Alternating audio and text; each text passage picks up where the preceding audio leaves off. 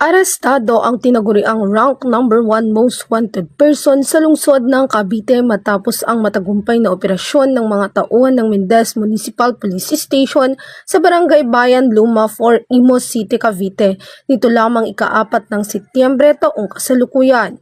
Kinilala ang suspect na si alias Jobet, residente ng Barangay Sapotipor, Bacoor City, Cavite.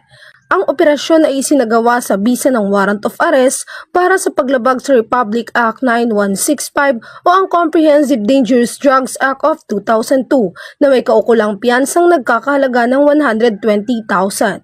Matapos ang pagka-aresto, isinilalim sa medical na eksaminasyon ang suspect sa Amiga District Hospital at kasalukuyang nakakulong sa custodial facility ng Mendez Municipal Police Station para sa tamang proseso at disposisyon.